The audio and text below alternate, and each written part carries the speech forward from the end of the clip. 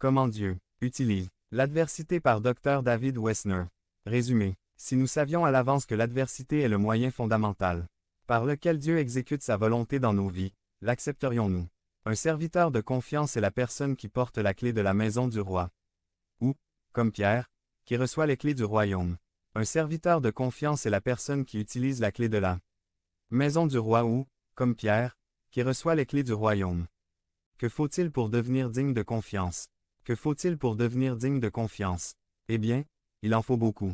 Il en faut donc beaucoup. Mais les bénédictions qui accompagnent cette confiance entrent également dans la catégorie beaucoup. Mais les bénédictions qui accompagnent cette confiance entrent également dans la catégorie beaucoup. Point. Je veux explorer un sujet qui exige autant de nous, voire plus, que tout autre domaine de notre marche vers le royaume, ou de notre cheminement vers la confiance de Dieu. Je veux explorer un sujet qui exige autant de nous, voire plus, que tout autre domaine de notre marche vers le royaume ou du chemin de confiance de Dieu. 439. Je veux parler de l'adversité. Je veux parler de l'adversité. Je me souviens de la première fois où je suis revenu vers le Seigneur. Je me souviens de la première fois où je suis venu au Seigneur. J'avais vraiment faim. J'avais vraiment faim. Je mangeais vraiment tout ce qu'il y avait sur la table devant moi. En fait, je mangeais tout ce qu'il y avait sur la table devant moi. Si une miette tombait par terre, je me penchais, je la ramassais et je la mangeais.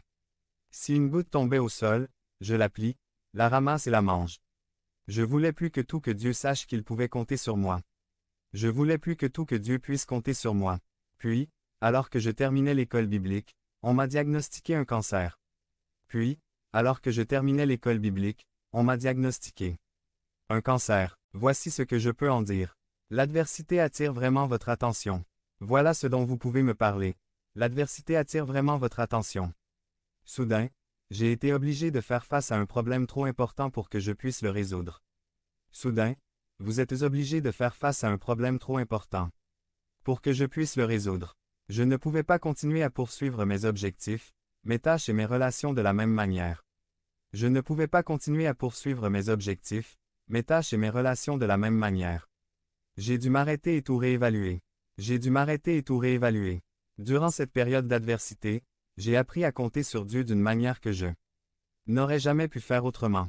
Après cette période d'adversité, j'ai appris à faire confiance à Dieu comme je ne le ferai jamais autrement.